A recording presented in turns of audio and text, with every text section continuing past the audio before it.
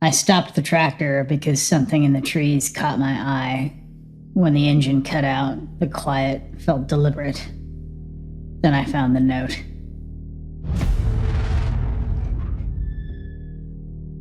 The farm was 230 acres, most of it soybeans and corn in rotation. The back 40 was different. It had been cleared once, decades ago, but the family who owned it before let it go and the trees came back. Cottonwoods and black walnuts, thick undergrowth, a drainage ditch that flooded every spring.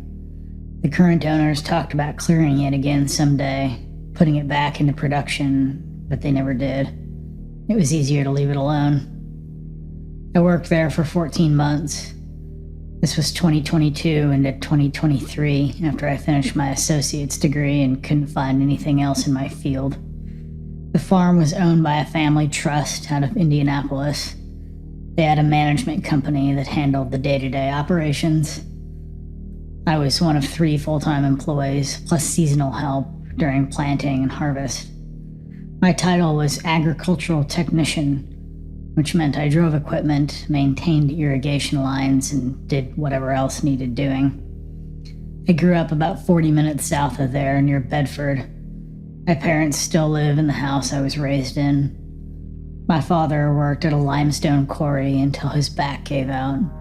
My mother does bookkeeping for a veterinary clinic. I have a younger brother in the Army, stationed in Georgia. I mention this because it matters, I think. I'm not someone who scares easily. I grew up around machinery and livestock and men who didn't talk about their feelings. I learned early that most problems could be solved by ignoring them, at least long enough. The trespassing started before I was hired. Management sent out memos about it every few months. People cutting through the property to avoid the main roads. Hunters who didn't have permission. Kids from the high school partying in the back 40, leaving beer cans and cigarette butts. Once, someone had driven an ATV through a soybean field and torn up about an acre of crop. Damage was reported to the sheriff's office, and nothing came of it. The policy for us was straightforward. If you saw someone on the property who wasn't supposed to be there, you were supposed to approach them, tell them they were trespassing, and ask them to leave. Then you were supposed to report the incident to management, who would decide whether to involve law enforcement. This was all in the employee handbook. I had signed a form saying I'd read and understood it. I never had to use the policy. I saw people in the distance sometimes, walking alongside the tree line or crossing the fields near dusk, but they were always gone by the time I got close. Travis, one of the other full-timers, said he'd confronted a couple of hunters once. They apologized and left. He said they were polite about it. He said most people were, if you were calm and didn't escalate. The back 40 wasn't part of my regular duties. There was nothing to maintain back there, no irrigation, no drainage tile, nothing that needed attention. But sometimes I had to drive through it to get equipment from the north barn to the south fields or vice versa. There was a dirt track cut through the middle, rutted and overgrown, but passable if you went slow. I took the tractor through maybe once a week, sometimes less. It was early October when I found it. The soybeans were ready for harvest, and we were running 12-hour days trying to get everything in before the rain. I was moving the grain cart from the north barn to meet Travis at the south field. The track through the back 40 was the fastest route. The trees were thick on both sides of the track, the leaves just starting to turn. I was going slow, maybe 5 miles an hour, watching for ruts and fallen branches. The tractor cab was loud, the engine and the hydraulics and the rattle of the cart behind me. I had the radio on, country station out of Indianapolis, but I couldn't really hear it over everything else. I saw the tarp first. Blue plastic, the kind you can buy at any hardware store, stretched between 2 trees about 30 feet off the track. It was partially hidden by undergrowth, but the color stood out, blue against brown and green on yellow. I stopped the tractor and looked at it for a long time before I turned off the engine. The silence was immediate and total. No wind, no birds. The tarp hung motionless between the trees. I climbed down from the cab. The ground was soft from recent rain, my boots sinking into the mud. I walked toward the tarp, staying on the edge of the track where the footing was better. I could see more now. A sleeping bag underneath the tarp, dark green, unzipped and spread flat. A backpack leaning against one of the trees. Some cans and wrappers scattered about. A plastic jug, the kind milk comes in, filled with dirty water. No one was there. The site looked abandoned, but not old. The sleeping bag wasn't wet. The food wrappers weren't faded. I stood at the edge of the camp and looked at it. The backpack was open and I could see clothes inside.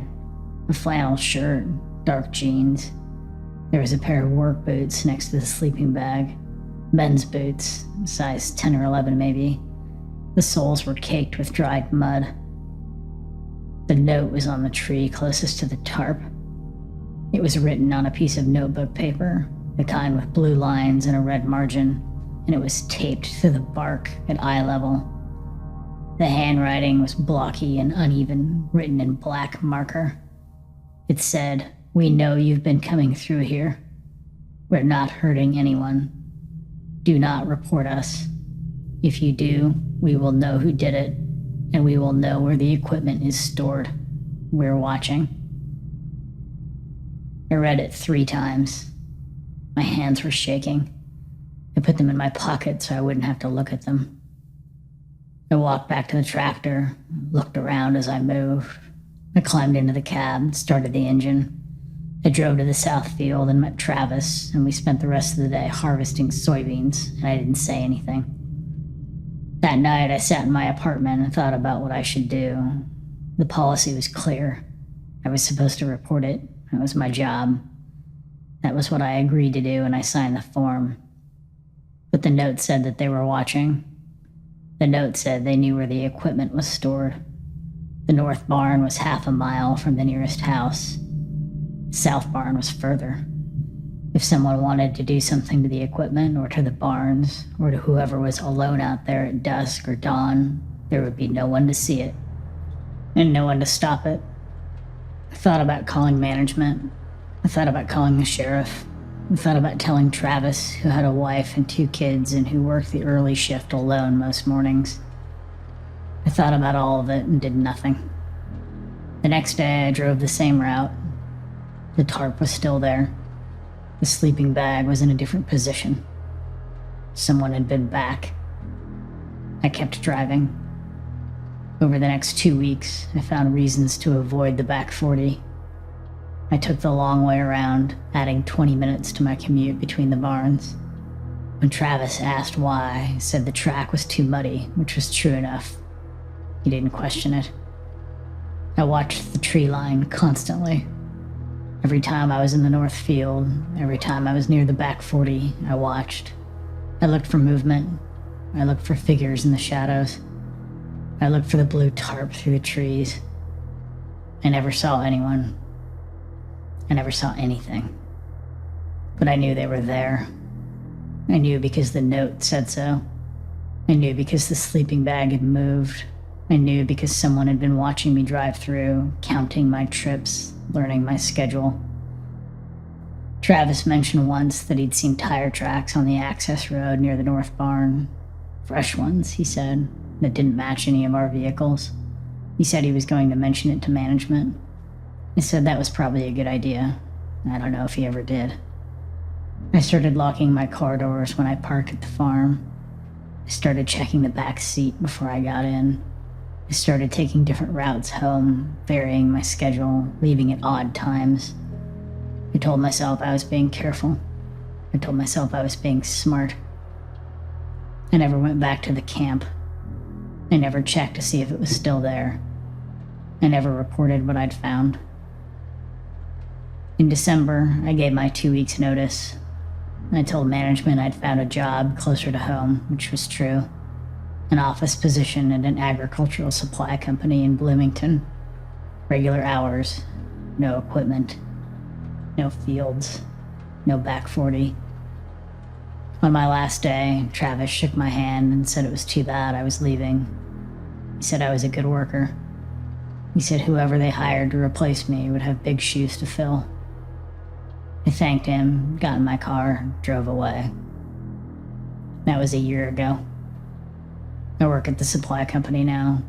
I answer phones, process orders, and go back home at 5 o'clock every day. I have weekends off. I have health insurance. I have a routine that doesn't involve tractors or tree lines or blue tarps stretched between cottonwoods. I looked up the farm once, a few months after I left. I searched the news for the county, looking for anything about trespassing or vandalism or worse. I didn't find anything. No reports, no incidents, no names. I don't know if the camp is still there. I don't know who was living in it or what they wanted. I don't know if Travis ever reported those tire tracks or if management ever found out about the trespassers or if anyone else ever found the note taped to the tree. I don't know if they're still watching. I lock my apartment door every night.